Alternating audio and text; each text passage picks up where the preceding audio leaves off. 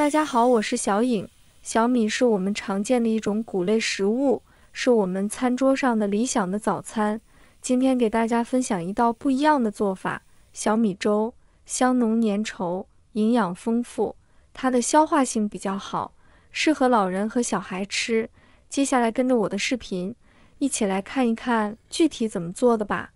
首先，我们来准备100克的小米，倒入清水。首先，将小米简单的清洗一下，要轻轻抓洗，不要用力搓洗，以免破坏小米的营养成分。经过简单的抓洗后，再用清水浸泡一下。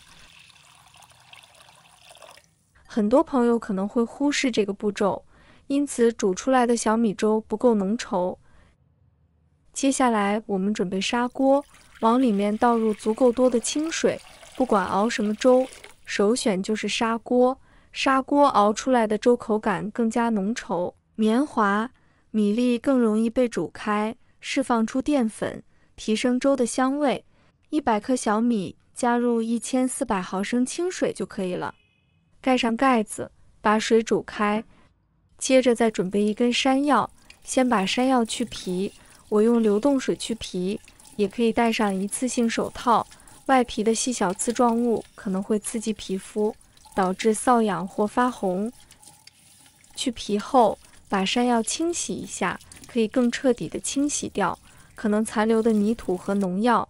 放在案板上，用刀背把山药拍碎，尽量拍碎一些。山药的味道清淡，带有自然的甘甜，它的肉质细腻，煮熟后口感柔软，入口即化，给人一种顺滑的感觉。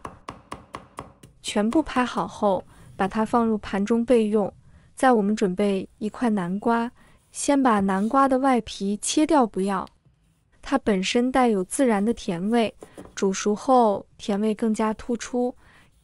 然后再改刀切成小块，可以切小一点，这样容易煮熟南瓜，它的肉质绵软，咀嚼时非常细腻，容易入口。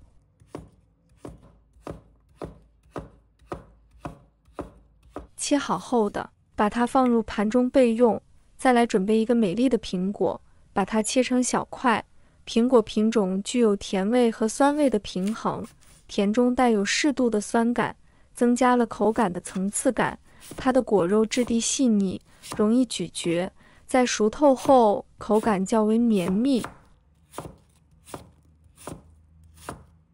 切好后的，把它放入盘中备用。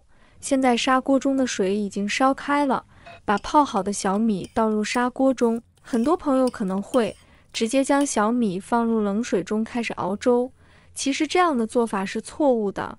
冷水下锅时温度不够高，小米中的淀粉无法快速糊化，导致熬出的粥清汤寡水，根本无法产生米油。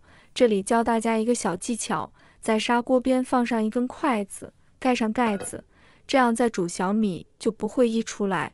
先把它煮5分钟，5分钟以后，我们的小米已经煮开了一些，然后用勺子将表面的浮沫舀出来。使用开水下锅还有一个好处，就是不容易沉底粘锅。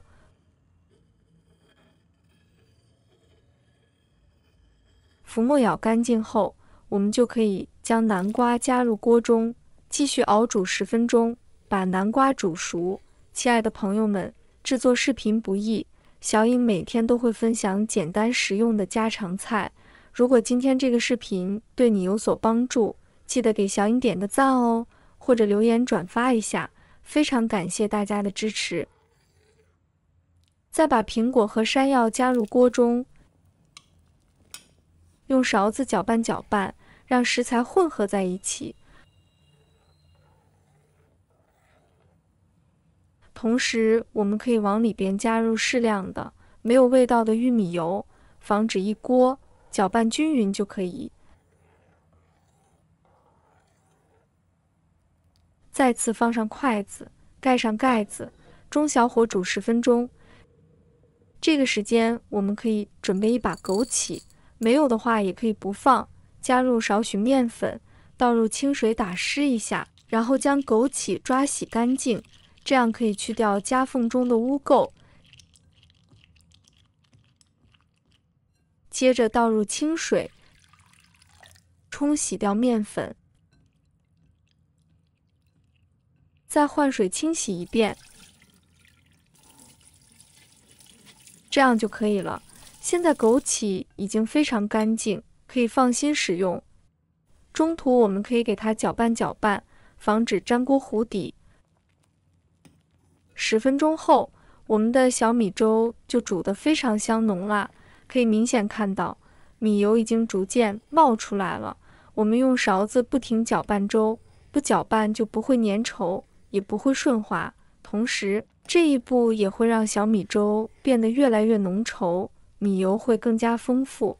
搅拌还能防止粘锅底。熬好的小米粥营养价值非常丰富。熬好的小米粥，我们还可以根据自己的喜好加入红枣等食材，或者放几颗冰糖，煮出来的味道都非常不错。然后倒入枸杞，关火盖上盖子，利用砂锅的余温继续焖10分钟，这样煮出来的小米粥米香浓郁，好吃又营养。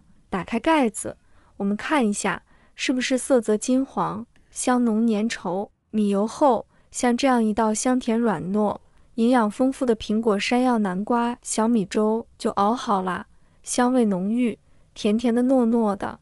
早餐来上这样一碗热乎乎的小米粥，暖身暖胃。苹果山药小米粥既营养丰富又美味可口，是一道适合全家人的健康佳品。它结合了苹果的清甜、山药的绵滑和小米的细腻、南瓜的香甜，创造出独特的口感和风味。无论是早餐、午后点心，还是晚餐的温暖一碗，这道粥都能为你的餐桌增添一抹温馨。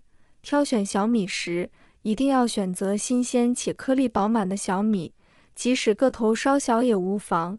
新鲜的小米通常呈淡黄色，并且具有光泽感，闻起来会有浓郁的米香味，尝一粒则能感受到微甜的味道。小米是小米的一种，小米又称为树，北方称谷子。谷子脱壳即为小米，其粒小直径1毫米左右。小米是世界上最古老的农作物之一。小米不仅仅有黄色，还有白、红、黑、橙子等各种颜色的小米。